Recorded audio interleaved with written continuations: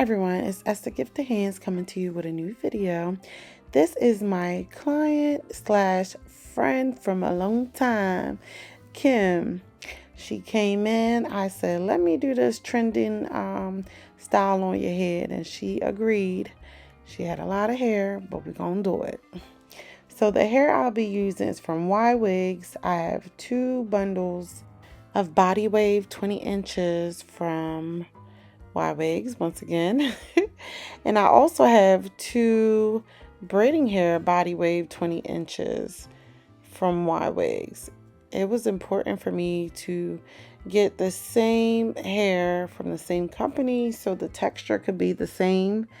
The product I'll be using is Neat Braids. I also used 1 pack of outre braiding hair for the foundation of the braid. I did that for a better grip and for my braid to look neater versus just doing the micro method, and that braid is not being as neat as I would like. One thing I will say is you do want to measure the length of the weave that you purchase. That way when you're doing your braids, you're not braiding the braid too long, like longer than the actual weave, because then you're just going to be cutting all that hair. You're going to be cutting the braids.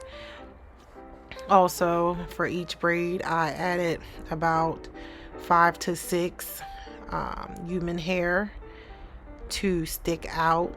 You're gonna see me slow this down more you watch, so you got to keep watching and then I'll slow it down for you. But I did do knotless all over the perimeter, about 2 rows all over until I got to the middle top. I did about 4 rows. I spaced each human hair about 2 inches apart. I also added the human hair at the bottom of the braid because I was not going to deal with trying to rod the kanekalon hair to make it match the human hair. That would have been a headache. So I just braided the human hair at the bottom and I locked it in with the knot method. I have a separate video to show you how I knot the hair, but I will also slow it down for you as well. I do the knot 3 times on each braid to secure that human hair. And I apologize, my hands were so ashy and I did not realize it till after the second braid, but I take care of it, sooner than later. But this is, I believe, my 3rd time knotting it. Doing so, you won't have to worry about your client calling you telling you how the human hair fell out. So this is one way to prevent that. Once I'm done knotting it, I go back through, cut the flyaways. The flyaways is from me folding that hair. It is not her hair. It is the human hair, guys. This is the view of what it looks like with the 1 row, 4 braids. It looks nice and full with just 4 braids now. Can't say I was stingy with that hair. Yes, that is a dog that you see. My friend, she drove 2 hours to get her hair done. She didn't know how long it was going to take. And if you're a dog lover, you'll understand. Now, my shop is kid friendly. I won't say dog friendly, but for this case, it was dog friendly and whatnot. So I don't discriminate. I know that people have things going on. And if it takes me missing out on money because you don't got a sitter, bring that baby with you. But this is me going all the way around. For me, this was not a style that I would consider saving time. It did not save time for me. I think it was just me not parting straight through, having to go around, having to make sure the parts was right, having to make sure it was 2 all the way around, 2 braids all the way around into that middle. I think if I were to do it again, I probably would not do any braids in the back. And if that client had to have braids in the back for ponytail purposes, I will only do 1 row and just focus more on that top, because that top is what you want to cover the weave. So this is me doing a braid pattern for her weave. Her hair is long and thick. So I wanted to do it in a way where it wouldn't be so bulky in the middle. So this was the best I can do for that time frame that we were working with. So I added in on the left the front view, and that right there is the back view. So the front view, you can't even tell that her hair was not finished, and that was the goal. So right here, I am gonna add a net, guys. I do believe like net protects your hair, makes it flat. So this is me going around adding that net, sewing it all the way around.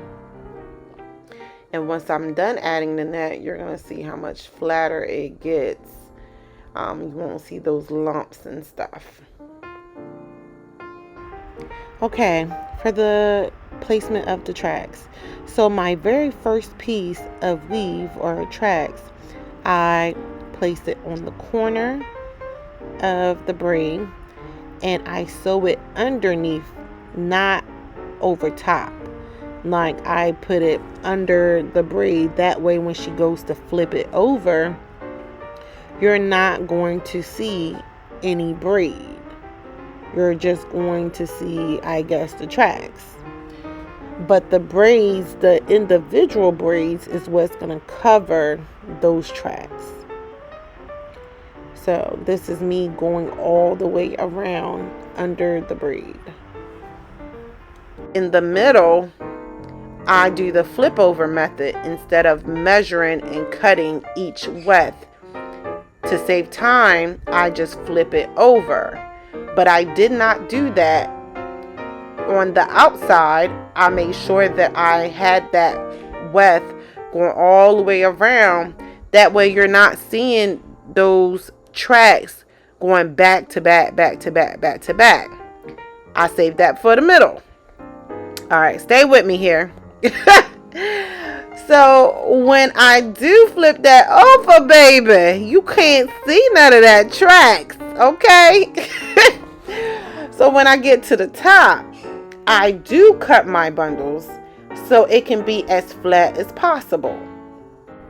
This is me showing you in real time how I just flip that over and I just keep sewing.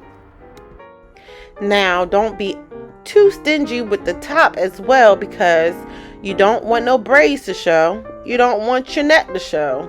And you also don't want your weft to show. This was a problem that I had when I was done. I was done sewing and I thought I was going to be done, period. No, that wasn't the case, baby. I still had to go in and hide weft. So I did that by taking my crochet needle and I crocheted the hair from the inside out to the outside, flipped it over to hide that weft. And I did that all the way around just on the top. So I probably could have did it more to make sure, like, once it got old, she didn't have to deal with crocheting more. So that is something that I would do if I were ever to do this style again.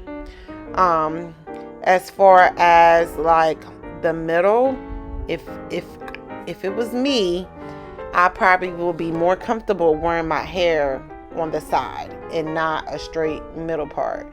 So if I were to do this style again, once again, I will focus more on that middle, making sure that there's more hair coming out of it, meaning the boho hair, making sure that those braids in the middle are smaller,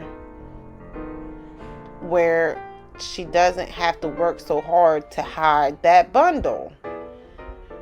But why you gotta do that? Just give me a full set of braids or a full sew-in. I'm sorry. Well, I was not a fan, but I will say once it was done, it looked good to me. I mean, this looked good. She still got it in right now. It's been a month. I know I'd be a little delayed when it comes to editing videos, but this was the finished look and I'm not mad at it. Everything blended all together. This was my first time doing boho with body waved. I always did it with like the deep curly tight curls. So this was the first loose wave. And I was not mad at it at all. I actually like it. Overall, we used 1 pack of the 3-in-1 kanekalon pre-stretch outre hair. We used 1.5 hair bulk human braiding hair in both bundles. So 2 bundles. That was the hair breakdown. So this is, the final view, back view. If you like this video, please give it a thumbs up. If you would like to see more hairstyles, please comment and like this page. I'm out. See ya. Bye.